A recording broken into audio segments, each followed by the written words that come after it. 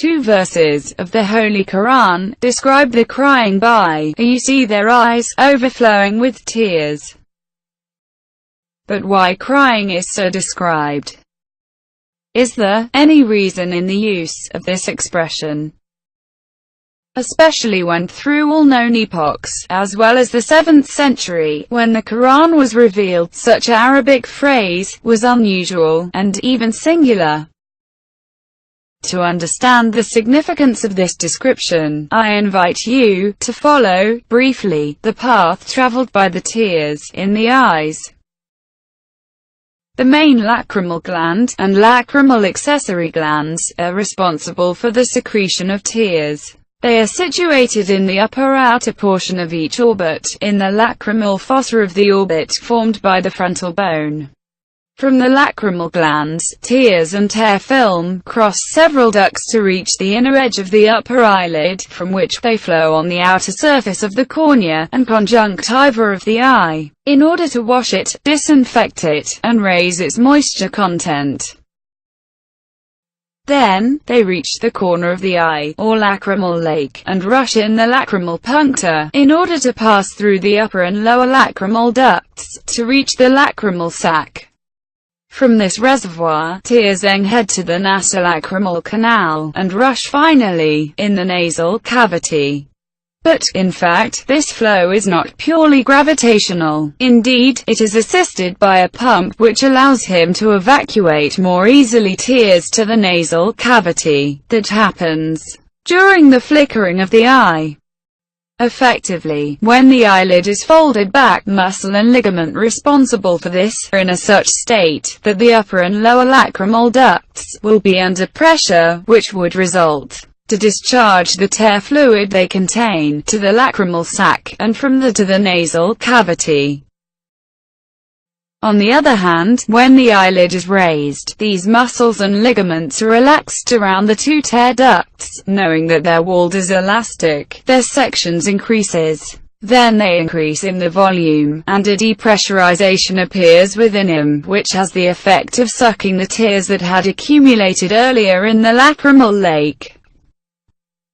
Note that during the depressurization, the anti-reflux valve of Rosenmuller prevents any liquid return from the lacrimal sac to the two tear ducts. Thus, under normal conditions, to evacuate its tears, the eye has a pump that draws tears from the lacrimal lake, and discharges them to the lacrimal bag.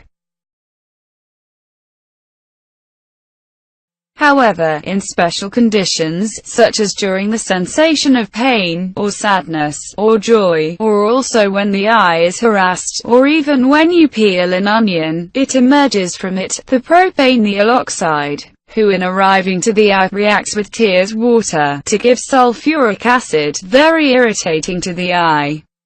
The glands secrete a greater amount of tears, the lacrimal pump is overloaded, the lacrimal sac is filled completely, then appears the flow of tears from the nose. At that time, the tears, being unable to take the lacrimal pump way, they overflow from the eyes, and roll down the cheeks.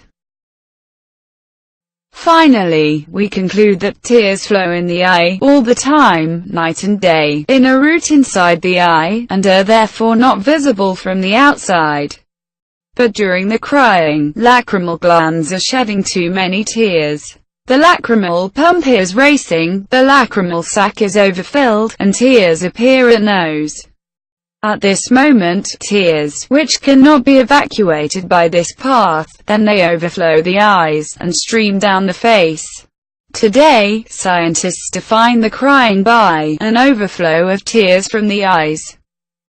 It is precisely to this conclusion of overflow to which contemporary science has arrived, who is affirmed, unequivocally, twice, in the Holy Quran, since the 7th century. You will see their eyes overflowing with tears.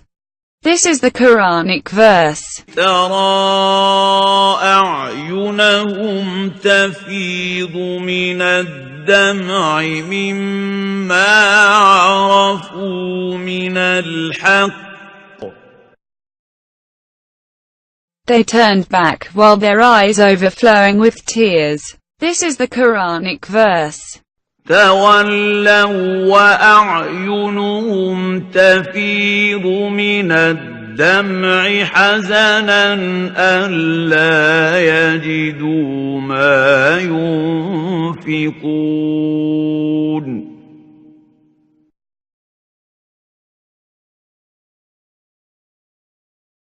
Before closing, I would like to recall the following facts. 1. In the East, it was only in the 10th century that Ibn Sina, Avicenna I, described correctly the anatomy of the human eye and symptoms of cataract. 2. In the West, the dissection of the eye was made only in the 16th century. See Berenger Carper, Charles Estienne, etc. 3. It is possible, in describing the crying, someone would be tempted to use other expressions, such as, "You see their eyes filled with tears," or "their eyes flooded with tears," or "from their eyes flow the tears," "from their eyes gush the tears." Now, in conclusion, let's ask this question to those who do not believe that the Holy Quran is the word of the Lord, Allah, the Almighty. How to explain the presence of this description of crying in the Holy Quran with exactly the same description, overflow of tears, to which has arrived the contemporary science, while the Quran dates back to the 7th century, knowing that in the 7th century, the basic knowledge of the anatomy of the eye were derisory, or even non-existent.